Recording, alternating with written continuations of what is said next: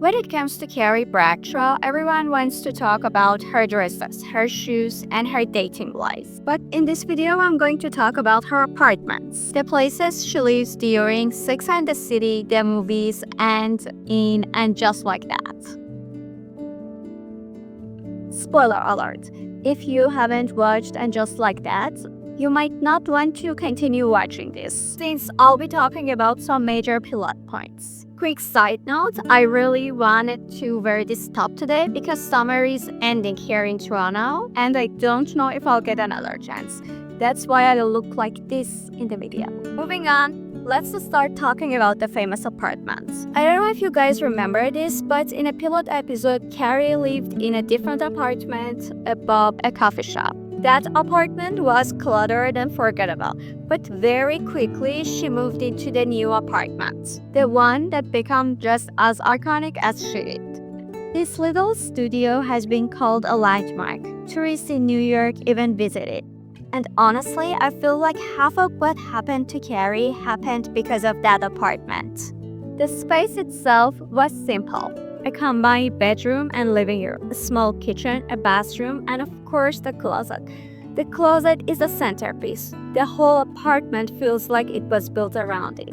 And honestly, the entire show sometimes feels like it is around Carrie's closet. But if you look closely at the layout, the kitchen is right beside the closet. If Carrie ever cooked, her clothes would have smelled like food constantly. So, I feel like it only works because she basically never cooks. And of course, it's completely unrealistic that she could afford all those clothes, always eating out, rented apartments only on the columnist's salary. Anyhow, that's not the point. I mean, it's TV fantasy, right? What matters and what I want to talk about is how this apartment worked for her story. After all her chaotic nights with her friends or her messy dating life, she'd always return here, sit by the window with her laptop and write her column. I couldn't help but wonder. I mean, that ritual, Carrie reflecting at her window, only feels real because of this apartment. Redesigns and the movies. In the first Sex and the City movie, Carrie and Big are about to move in a penthouse, this one with a real closet. But when that fell apart, she returned to her old apartment. She even redesigned it, repainting the walls from the original mint green to soft blue. Side note, personally, I prefer the mint green. It felt fresher and warmer. And let's not forget about Charlotte, Aiden, and the old apartment. I mean, Charlotte actually helped Carrie to buy her apartment back when she was financially struggling. Later, when she was with Aiden, he bought the unit next door, so they could combine the two apartments into one. But honestly, I feel like that was a terrible idea. Renovations like that requires patience and time. And Carrie never had the temperament for it. I feel like living in such a small space together, then dealing with construction on top of it, was part of why things with Aiden didn't work out. Of course, there were many other reasons too, but the apartment definitely played a role in their breakup. Now, I want to talk about 3 top moments that Carrie had in that apartment. To me, these are the 3 that stands out the most. And I'm gonna start with the third one. For me, the third moment was Carrie's and Berger breakup. The infamous post-it note. I'm sorry, I can't. Don't hate me. She's in her apartment, devastated, holding that tiny yellow square. It became one of the most iconic bad breakups in TV history, and the apartment was the backdrop for her anger and disbelief. Number 2, the closet reveal.